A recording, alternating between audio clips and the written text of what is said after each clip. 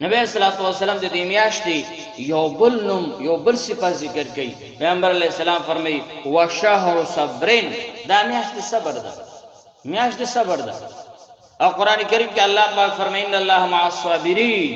الله پاک صبر کوونکو بندگانو سره ده او دا میاشت صبر ده. اوس که چیرې مثال په تور موږ او تاسو د صبر معنا کو صبر څه ته ویلې شي؟ صبر ته ویلې شي، د روزي ته ویلې شي. څنګه صبر ده؟ صبر ده چې وګېمی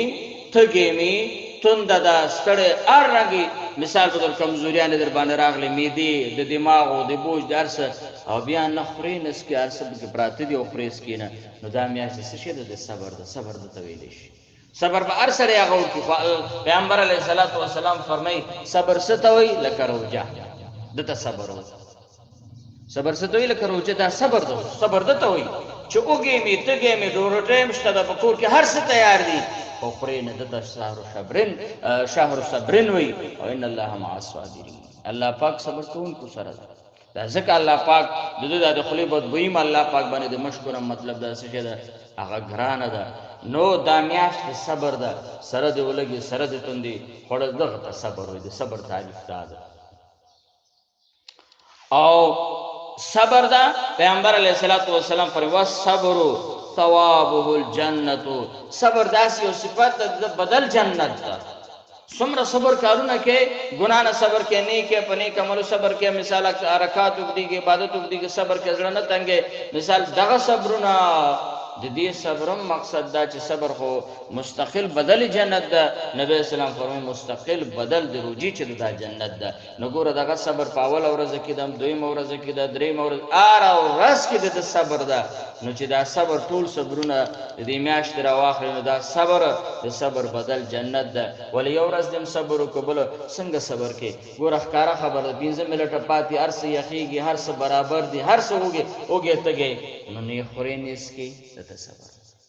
ول قران کریم کې الله پاک فرمای چې میاشت د رمضان په تاسو موږ فرض کړی په مخکینو باندې دا څه لپاره چې تاسو تقوا وکړي. د تقوا مثال روزه ده. ته به چې تقوا څه ته وایي؟ تقوا ده ته چې ګناه مکوه نه، تقوا ده ته چې ګناه موجوده ده ته مکوه، شوق دې موجوده ته مکوه، موقم موجوده ده ته مکوه. دته مثال په تور تقوا وایي. نو ګوره روزي سره تقوا راځي. څنګه تقوا راځي؟ ولې کچېره مثال په تور ته پټو پانا دو درې ګلاس او بوس کې چاته خو پته نه لګي، نه مور ته پته نه پلار ته نه ورور ته نه خويندو ته نه کلی ته نه محلې ته هیڅ چاته پته نه لګي. نو پته نه لګي او تیم نه کې د تقوا و.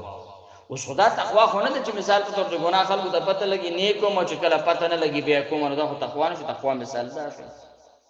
تقوا مثال دا چې تقوا به څنګه پیژني اب په د پیژني، صبر به څنګه پیژني صبر به څه پیژني. تقوا دا چې مثال اوګې می تګې می اچھا ته پته نه لګي आवाज خالق مالک دې د معلومات کیږي. ولې چې مثال په تور پټو مې پانا میو ګلاس وبو خو په ملت کې سکل کی کنه په دې باندې سو کویږي نه پویږي بهم نسکی بهم نه خوري. نو دا الله پاک فرمایي چې تاسو تقوا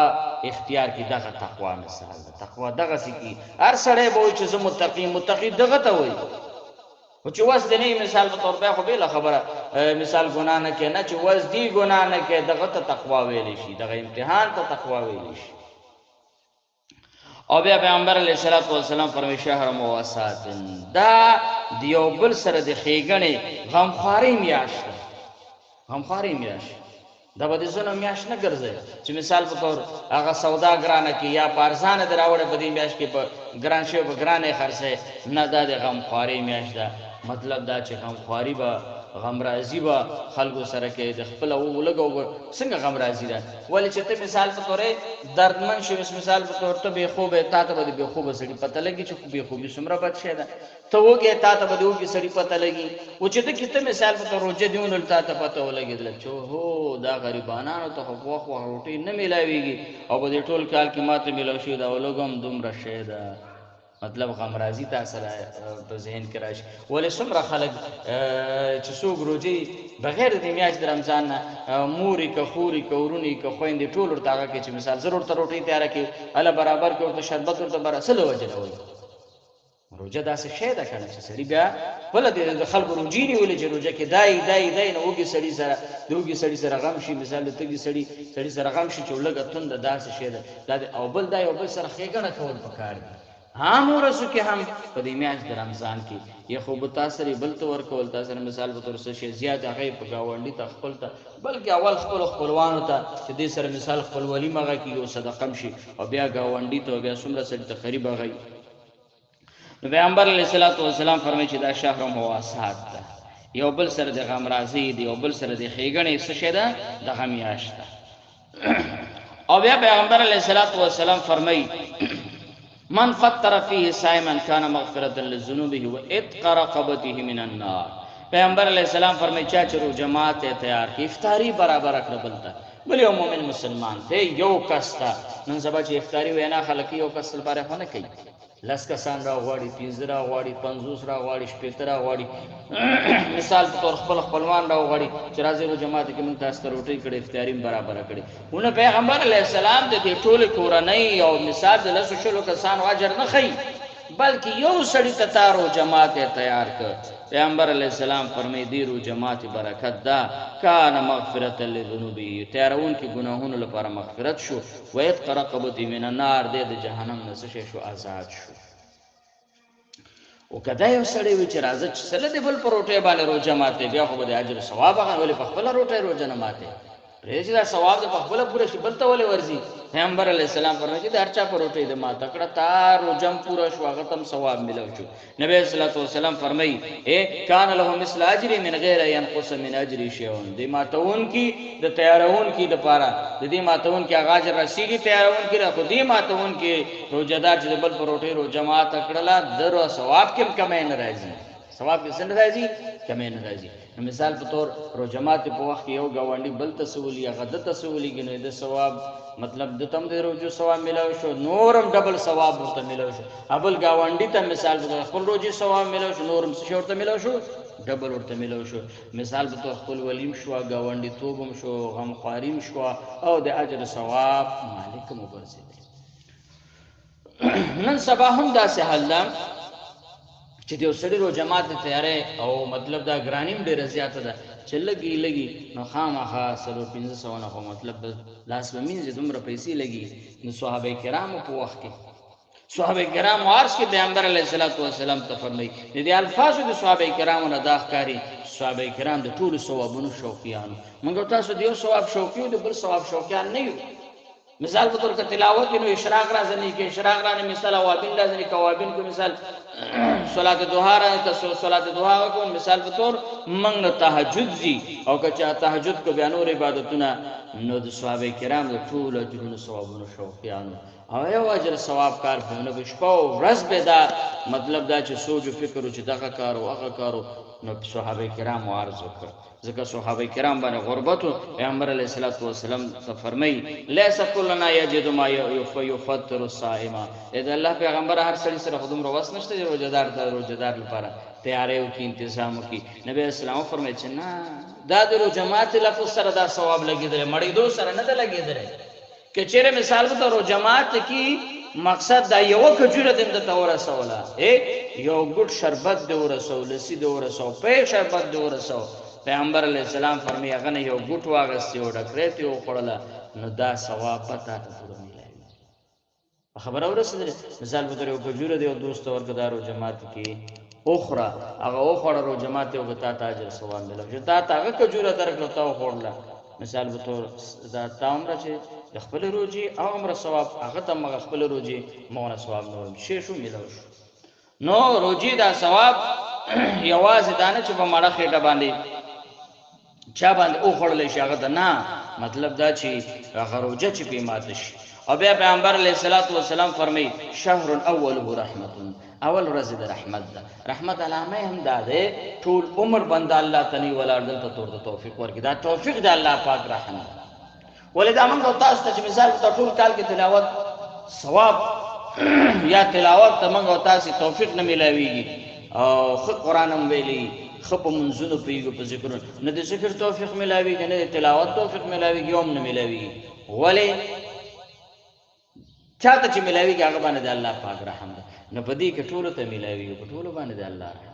مطلب دا چې شهر اول رحمت اول رحمت ده رحمت ده کور ګم ګوري تلاوت وي خو رونه